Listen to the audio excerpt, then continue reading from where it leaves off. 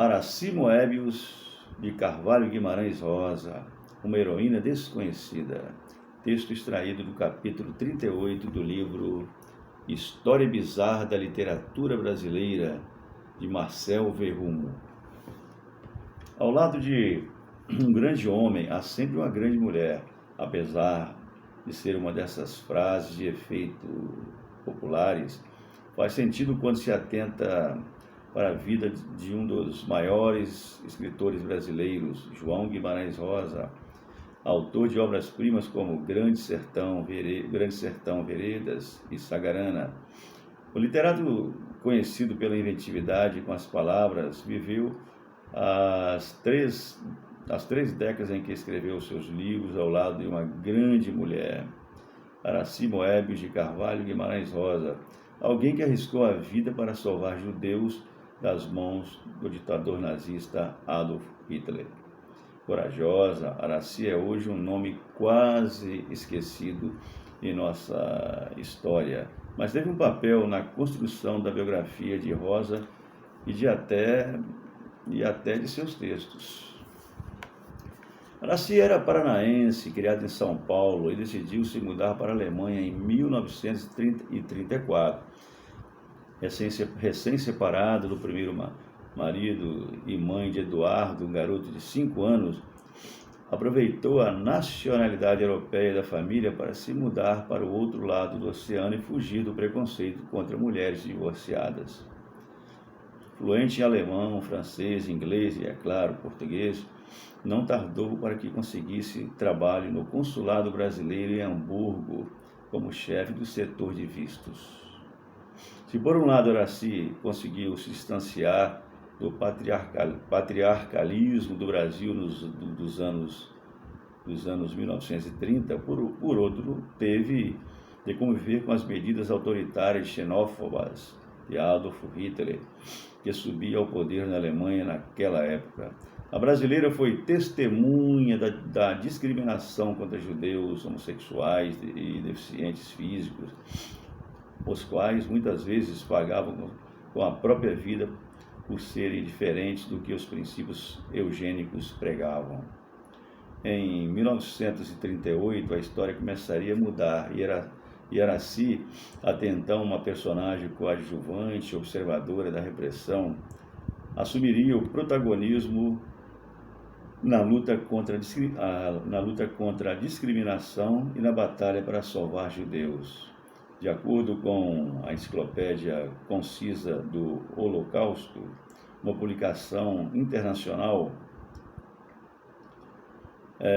a saga da brasileira teria se iniciado na noite de 9 de novembro de 1938, data em que ocorreu a Noite dos Cristais.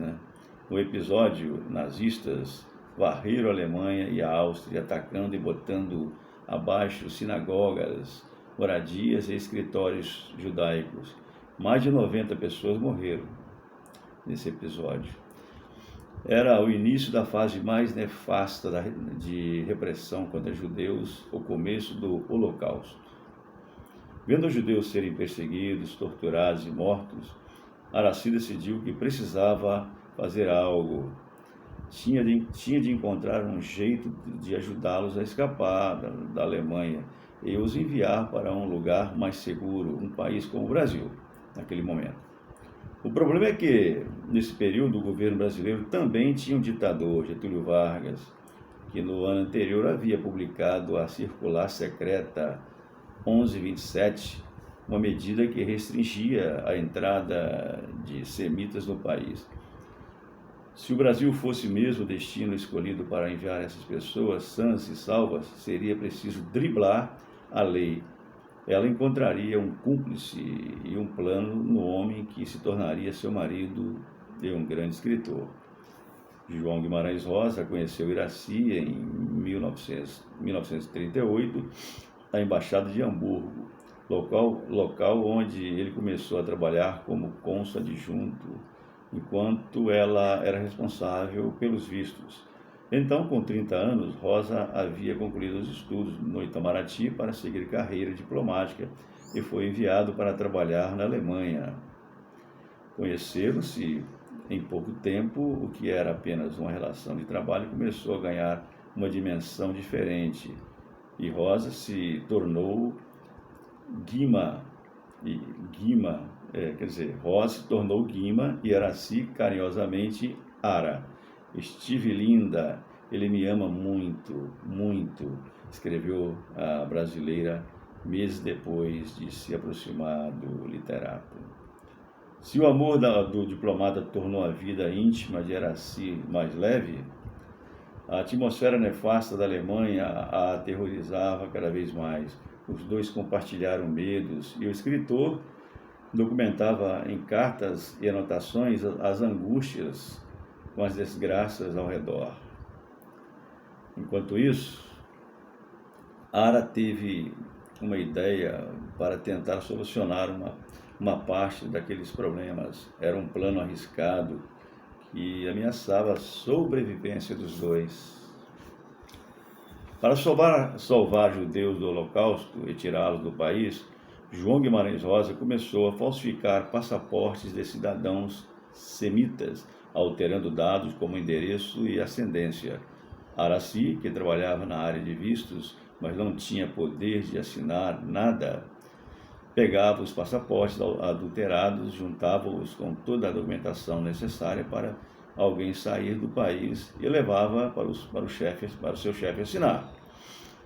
Para que ele não percebesse se tratar de judeus, Araci não incluía na ficha uma grande letra J, marcação que na época era usada para identificá-los. No meio de outros papéis que precisava assinar, o chefe de Araci dava os vistos sem prestar muita atenção. Segundo os depoimentos de judeus que conseguiram escapar da Alemanha nazista rumo ao Brasil, Araci só se dava por satisfeita quando os via embarcando e a salvo no navio. Calcula-se que quase 100 vidas foram salvas pela coragem e determinação da dupla. Embora heróica, a atuação do casal era uma atividade clandestina e ambos tiveram cuidado para não deixar nada documentado em cartas e blocos de notas ou materiais que pudessem incriminá-los. As principais fontes que se passou em Hamburgo são os depoimentos dos próprios sobreviventes, como os apresentados no documentário Esse Viver Ninguém Me Tira, dirigido por Caco Siocler. Mesmo após a queda do regime nazista, Araci veio a público poucas vezes para falar sobre o que aconteceu. Em certa ocasião, ao ser questionada sobre por que arriscou seu trabalho e sua vida por desconhecidos, mesmo tendo um filho pequeno e uma mãe para sustentar, ela respondeu, porque era justo. Em 1942, Ana e Guima retornaram ao Brasil quando o governo rompeu com a Alemanha e os países do eixo. De volta, ela continuaria sendo companheira de inspiração, lutas, leituras e revisões das histórias do literato, uma das primeiras a saber títulos e detalhes das obras. Em 1967, Guimarães Rosa faleceu, mas o que Araci construiu ao lado dele ainda seria reconhecido mundialmente. Em 1982, mais de 4 décadas após sua atuação na Alemanha nazista, Ara seria homenageada e teria seu nome gravado no Museu do Holocausto em Israel, como uma das 18 funcionárias que trabalhavam em órgãos diplomáticos que ajudaram a salvar vidas de judeus durante o período. Além deles, outros 22 mil cidadãos de todo o mundo foram condecorados, inclusive o empresário alemão Oskar Schindler, famoso por ter inspirado o livro e o filme A Lista de Schindler. Guimarães Rosa não foi homenageado, afinal teve menos protagonismo do que a mulher, que além de falsificar documentos e embarcar semitas, levou alimentos para fugitivos escondidos e transportou judeus para outros países nos porta-malas dos carros oficiais. Enfim, a mulher que não pediu esforço para fazer o que era justo e entrou para a história como o Anjo de Hamburgo. O Anjo de Hamburgo. É isso aí, gente. Mais uma curiosidade literária.